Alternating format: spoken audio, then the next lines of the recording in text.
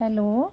आज हम सभी कक्षा अष्टम रुचिरा तृतीयो भाग के द्वितीय पाठ है। बिलस्य वाणी न कदापि में श्रुता, बिल की वाणी कभी भी मेरे द्वारा नहीं सुनी गई के बारे में अध्ययन करेंगे कि यह कहानी कहाँ से ली गई है। प्रस्तुत पाठ संस्कृत के प्रसिद्ध कथा ग्रंथ पंचतंत्रम के तृतीय तंत्र काकोलूकीयम से संकलित है। प्रस्तुत पाठ पंचतंत्र के मूल लेखक विष्णु शर्मा हैं। पंचतंत्र में हमेशा ही क्या है, पशु पक्षियों की कहानियाँ कथाएं हैं और इसके लेखक कौन है, विष्णु शर्मा। इसमें 5 खंड हैं जिन्हें तंत्र कहा गया है। इनमें गद्य पद्य रूप में कथाएं दी गई हैं जिनके पात्र मुख्यतः पशु और पक्षी हैं। तो आइए हम कहानी की शुरुआत करें। कस्मिंश्चित् वने खरनखरः नाम सिंहः प्रतिवसति स्म। किसी वन में खरनखर नाम का शेर रहता था। स कदाचित् इतः ततः परिभ्रमन् क्षुधार्थः न किंचिदपि आहारं प्राप्तवान्। वह किसी समय इधर उधर घूमता हुआ भूख से व्याकुल, उसने कहीं पर भी आहार अर्थात भोजन प्राप्त नहीं किया। ततः सूर्यास्त समये एकां महतीं गुहां दृष्ट्वा स अचिंतयत्। ततः यानी इसके बाद सूर्यास्त के समय एक बड़ी गुफा को, महती यानी बड़ी, गुहाम यानी गुहा को, दृष्ट्वा में देख करके उसने सोचा, नूनम एतस्यां गुहायां रात्रौ कोऽपि जीवः आगच्छति। नूनम यानी निश्चित रूप से इस गुफा में रात्रि में कोई जीव अर्थात प्राणी आता है। अतः अत्रैव निगूढ़ो भूत्वा तिष्ठामि इति, इसलिए यहीं पर छिप करके बैठ जाता हूँ, ऐसा उसने विचार किया। इसके बाद क्या होता है देखिए। एतस्मिन् अंतरे गुहाया स्वामी दधिपुच्छ नामः शृगालः सम आगच्छत्। इसी के बाद थोड़ी ही देर में गुफा का स्वामी दधिपुच्छ नाम का शृगाल अर्थात गीदड़ वहाँ आया। सच यावत् पश्यति तावत् सिंह पदपदति गुहायां प्रविष्टा दृश्यते न च बहिरागता। और जब वह देखता है कि शेर के पैरों के निशान गुफा के अंदर प्रवेश करते हुए तो दिखाई दे रहे हैं किंतु बाहर आते हुए दिखाई नहीं दे रहे हैं। शृगालः अचिंत्यत, गीदड़ ने सोचा, अहो विनष्टोऽस्मि, अरे यह तो विनाश का काम हो गया है, इस तरह से तो मैं मारा जाऊंगा। नूनम अस्मिन् बिले सिंहः अस्तीति तर्कयामि, निश्चित रूप से इस बिल में शेर है ऐसा मेरा विचार है। ततः किम करवाणि, तो मुझे क्या करना चाहिए। एवं विचिन्त्य दूरस्थः रवं कर्तुम आरब्ध, दूर से ही उसने रंभाना शुरू कर दिया, कहना शुरू कर दिया, भो बिल भो बिल, अरे बिल अरे बिल, किम न स्मरसि यन्मया त्वया सह समय कृतोऽस्ति। क्या तुम्हें याद नहीं है कि मेरा तुम्हारे साथ यह अनुबंध हुआ था, यत् यत् अहम बाह्यते प्रति आगमिष्यामि, कि जब जब मैं बाहर से आऊँगा तदा त्वं माम आकारयिष्यसि, तब तब तुम मुझे बुलाओगी।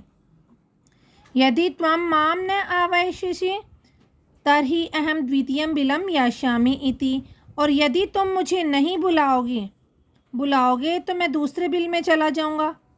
अथ एतत् श्रुत्वा सिंहः अचिंतयत्, इसके बाद ऐसा सुनकर शेर ने सोचा, नूनम एषा गुहा स्वामिनः सदा सम आवाहनम करोति, निश्चित रूप से यह गुफा अपने स्वामी का निश्चित रूप से स्वामी का आवाहन करती है, उसको बुलाती है। परंतु मद भयात किंचित अपि न वद्यति, लेकिन मेरे डर से यह कुछ भी नहीं बोल रही है। अथवा साध्विदम उच्यते, अथवा अर्थात अच्छा ही कहा गया है, ठीक ही कहा गया है। भयस्तंत्र मनसाम हस्तपादादिका क्रिया प्रवर्तन्ते न वाणी च वेपश्चाधिको भवेत्, अर्थात भयस्तंत्र मंचा, भय के कारण डरे हुए मन वाले व्यक्तियों के हस्तपादादि क्रिया, उसके हाथ पैरों से संबंधित क्रियाएं नहीं चलती हैं। न वाणी न वैपश्चादुको भवेत, और ना ही उसकी वाणी प्रवृत्त होती है, वाणी भी नहीं चलती है, अर्थात वो कुछ भी नहीं बोल कर पाता और उसमें कंपन होना शुरू हो जाता है।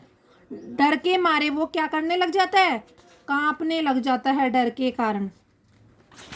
नेक्स्ट है तद अहम अश्य आवाहनम करोमि, तो वो शेर सोचता है, सिंह सोचता है, तो मैं इसका क्या करता हूँ, आवाहन करता हूँ, मैं इसे बुलाता हूँ। एवं स बिले प्रविश्य में भोज्यम भविष्यति, इस प्रकार से वह बिल में प्रवेश करके मेरा क्या बन जाएगा, भोजन बन जाएगा, मैं उसे भोजन रूप में प्राप्त कर लूँगा। इत्थम विचार्य सिंहः सहसा सृगालस्य आवाहनम अकरोत्, ऐसा विचार करके शेर ने अचानक गीदड़ का आवाहन किया। सिंहस्य उच्च गर्जनम प्रतिध्वनिना सा गुहा उच्चै सृगालम आवयत, शेर की उच्च गर्जना की ध्वनि से प्रतिध्वनित होकर गूंज करके उस गुफा ने जोर से सृगाल का आह्वान किया। मीन्स उस गुफा में उसकी शेर की ही, सिंह की ही आवाज़ गूंजी, तो वो प्रतिध्वनि वापस से हुई तो वो तेज ध्वनि आई। अनेन अन्य अपि पशवः भयभीता अभवन्, इससे अन्य पशु भी, अन्य जो जंगल में रहने वाले पशु थे वो भी भयभीत हो गए, डर गए। सृगालो अपि ततः दूरम पलायमान इमम अपठत, सृगाल ने भी, गीदड़ ने भी, ततः यानी वहाँ से, दूरम पलायमान है, दूर जाते हुए, दूर भागते हुए, इमम अपठत, इसको पढ़ा, अर्थात उसने दूर भागते हुए यह श्लोक कहा। क्या कहा उसने, अनागतम यह कुरुते स शोभते स शोच्यते यो न करोति अनागतम वने अत्र संस्तस्य समागता जरा बिलस्य वाणी न कदापि मे श्रुता। वो कहता है कि जो व्यक्ति अनागतम यानी आने वाले दुख के विषय में, यह कुरुते स शोभते, जो पहले ही विचार कर लेता है, जो पहले ही उपाय सोच लेता है, स सफल भवति, वह सफल हो जाता है। अर्थात जो व्यक्ति न आए हुए संकट का प्रतिकार कर लेता है वह क्या होता है, शोभा पाता है। स शोभते, वह ही अच्छा व्यक्ति होता है। स सोच्यते न करोति अनागतम, जो व्यक्ति सोचता तो रहता है लेकिन आए हुए विपत्ति का प्रतिकार नहीं करता, उसके लिए वो क्या होता है, वो चिंतनीय होता है। वने अस्त्र संसस्य समागता जरा, इस वन में रहते हुए, यहाँ इस वन में रहते हुए मेरा बुढ़ापा आ गया है, मैं बूढ़ा हो गया हूँ, लेकिन बिलस्य वाणी न कदापि मे श्रुता, बिल की वाणी, गुफा की वाणी मेरे द्वारा कभी भी नहीं सुनी गई।